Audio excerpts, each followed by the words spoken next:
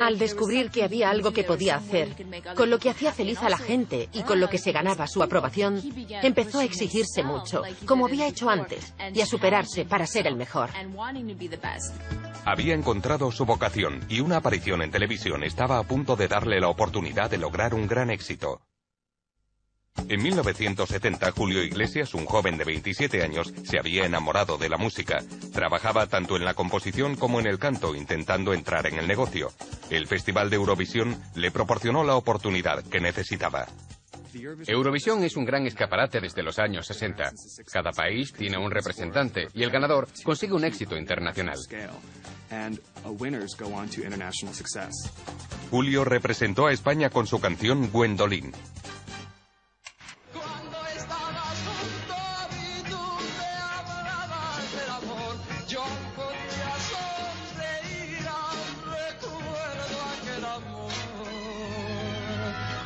Aunque quedó en cuarto lugar, consiguió la atención suficiente para despertar el interés de una compañía discográfica.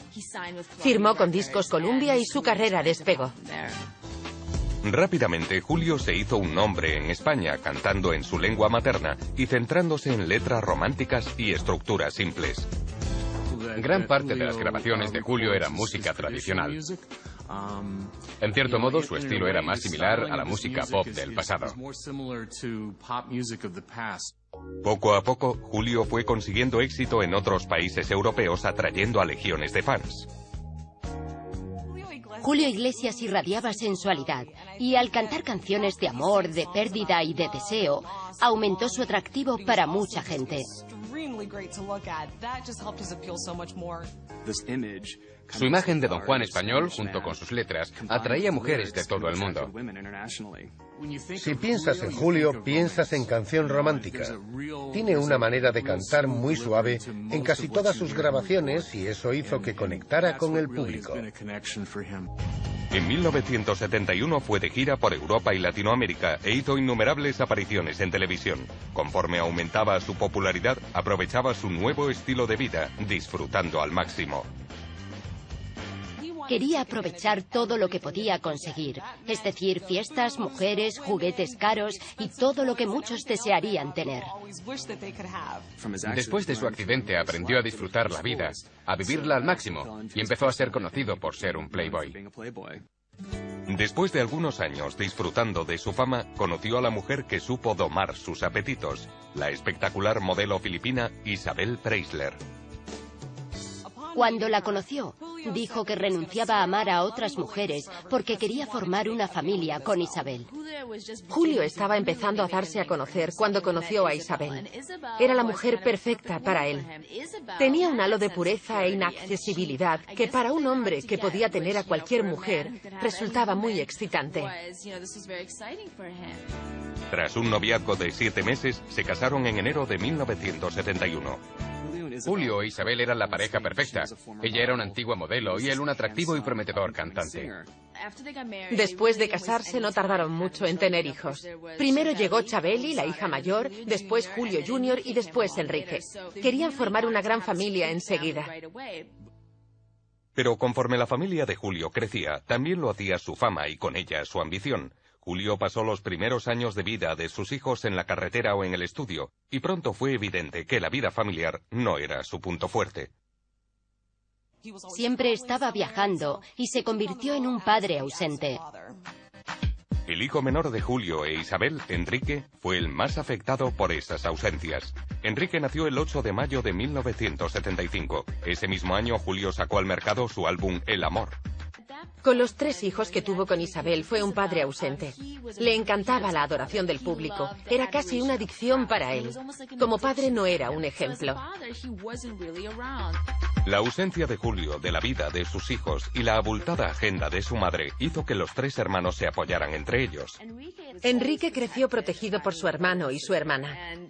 Eran muy buenos amigos porque les faltaba esa figura paternal. Los niños aprendieron a ser independientes. Estaban muy cuidados, pero les seguía faltando esa parte de su vida. Con su familia en casa, Julio no paraba de actuar. Cuando estaba de gira, seguía siendo el Latin lover de antes. Se rumoreaban sus infidelidades y, desgraciadamente, eso es lo que al final acabó con el matrimonio. En 1978, Julio e Isabel se separaron. Enrique solo tenía 3 años. Tanto Enrique como sus hermanos estaban algo perdidos. En lugar de tener 2 padres, acabaron dependiendo de niñeras, canguros y amas de llaves para que cuidaran de ellos. Se convirtieron en figuras paternas. Hacia finales de los 70, Julio Iglesias era una estrella sólida. Había recorrido el mundo varias veces, publicando 17 álbumes en solo 10 años. Quería tener éxito en todo el mundo. Así que lo que hizo fue grabar todas sus canciones en diferentes idiomas. De ese modo, fue capaz de conseguir un público global. Hay muchos cantantes que cantan sobre el amor, y también muchos tan atractivos como Julio, pero Julio tenía las 2 cosas, y por eso alcanzó una fama internacional. Las mujeres se volvían locas cuando Julio subía al escenario. Era muy sensual. Podías imaginarte estando con alguien así. Las mujeres le tiraban ropa interior al escenario o se presentaban desnudas en su habitación de hotel para pasar un rato con él o solo para verle. Las volvían locas. En 1978, el éxito de Julio en las listas internacionales y en sus conciertos hizo que los ejecutivos de la CBS quisieran ficharle. La CBS le daría a Julio la oportunidad de entrar en un mercado que aún no había conquistado, Estados Unidos. El acuerdo de Julio con la discográfica fue uno de los contratos más lucrativos de la historia para un cantante, con unos derechos de autor de casi un 10%. Aquello significaba aún más riquezas para un hombre sumamente rico. Una de las cosas que siempre buscan las compañías discográficas son nuevos talentos. Y ahí tenían a aquel artista. No era una persona a quien hubiera que preparar. Entre 1978 y 1981, Julio siguió con su incesante ritmo de grabación y sacó 14 álbumes en 5 idiomas diferentes. Su popularidad no tenía precedentes, pero la fama y la fortuna trajeron problemas. En España todo el mundo sabía quién era y lo rico que era. Su importancia había crecido tras aparecer en el puesto número 11 de los artistas más ricos del planeta. Cuando alguien aparece en este tipo de listas, otra gente toma nota. En aquella época él pensaba que la vida solo le traería fama y fortuna. Julio había hecho famoso el apellido Iglesias, pero su familia estaba a punto de comprobar que ese estrellato podía tener consecuencias dramáticas. En 1981, Julio Iglesias, con 38 años, se había forjado una increíble carrera en Europa y Latinoamérica. Pero su éxito tendría terribles repercusiones en su familia. El 29 de diciembre de 1981, el padre de Julio, el doctor Julio Iglesias Puga, salía de trabajar de su consulta. Unas personas se acercaron al padre de Julio, y él pensó que eran de la televisión y que querían hacerle preguntas sobre la vida de su hijo. Estaba dispuesto a responder a las preguntas y les dijo que lo haría encantado. De repente una furgoneta giró la esquina y aquellos hombres lo amordazaron y lo metieron dentro. Era un secuestro. Era un acto de la banda terrorista ETA para exigir un rescate. Fue aterrador para toda la familia porque por primera vez el éxito de Julio no era un beneficio, sino una desventaja. La familia no supo nada del doctor Iglesias durante 21 días. No sabían si estaba vivo o muerto. Solo podían sentarse y esperar. Estaban preocupados, nerviosos y no sabían qué hacer. Fue un periodo de gran incertidumbre. A las 3 de la mañana del 18 de enero de 1982, 3 semanas después de que el padre de Julio fuera secuestrado, la policía irrumpió en una casa de Trasmoz en la provincia de Zaragoza y encontraron al padre de Julio sano y salvo. El secuestro hizo que Julio viviera su fama de un modo diferente. Él pensaba que el dinero y la fortuna iban a resolver todos sus problemas, pero descubrió que lo que hacían era añadir peligros. Tras ese secuestro, Julio ya no se sentía seguro e Isabel temía por su familia. Julio compró una lujosa propiedad en Miami llamada Indian Creek. Al principio los niños le visitaban de vez en cuando yendo y viniendo de Madrid a Miami, pero en 1984, para calmar los miedos de Julio e Isabel por la seguridad de su familia, Chabeli, Julio José y Enrique se mudaron a Estados Unidos. Julio tenía planes para sacar partido de ese cambio.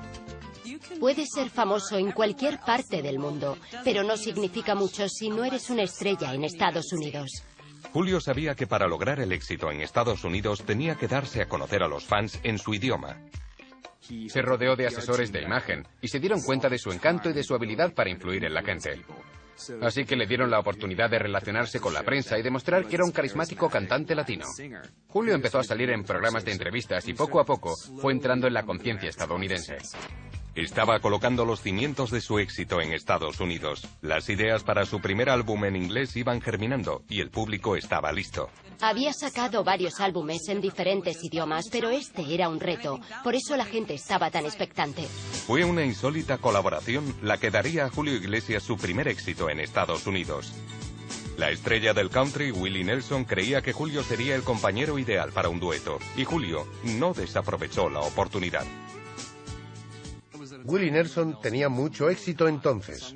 La canción era To All the Girls I've Loved Before, y cuando aparecieron juntos en una cadena de música country, se vio que formaban una pareja perfecta.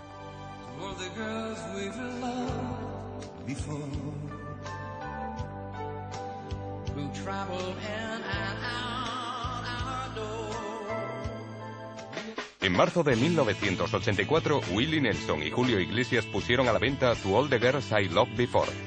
Llegó a los primeros puestos de las listas de éxitos country y alcanzó el 5º puesto en la lista de la revista Billboard. Julio era muy importante en la radio española, pero nunca se le había escuchado en una radio temática. Tenía un marcado acento español y creo que esa fue una de las cosas que más gustaron a la gente. Estados Unidos se enamoró de Julio Iglesias, y no solo porque había derribado una barrera que nunca antes se había traspasado, sino porque cuando las mujeres lo vieron en el escenario, entendieron por qué a todo el mundo le gustaba tanto. El éxito del sencillo le allanó el camino para su 1100 Bel Air Place, su primer álbum en inglés. 1100 Bel Air Place llegó a estar entre los 5 más vendidos, y eso fue un logro enorme. Fue un éxito arrollador. A muchos artistas internacionales que entran en el mercado estadounidense, el éxito en este país los coloca en un nivel nuevo. Se convierten en productos comercializables. Dar el salto a Estados Unidos fue algo muy grande. Mientras su padre continuaba con su carrera en Estados Unidos, Enrique, de 9 años, iba creciendo junto a sus hermanos en la enorme propiedad de Miami, pero aquello era muy diferente a Madrid. Cuando Enrique se mudó a Miami, a Indian Creek, a vivir con su padre, lo pasó mal porque se sentía como un extraño en una tierra extraña. Se dedicaba a caminar por la casa sin nada que hacer, aunque había mucho dinero para ir a donde quisiera. Tenía chofer y todos los lujos que puedan imaginarse, pero nada de eso le hacía feliz. Lo único que quería era el afecto de sus padres. Durante aquellos solitarios años en la lujosa propiedad de Miami fue cuando el joven Enrique empezó a acercarse a la música.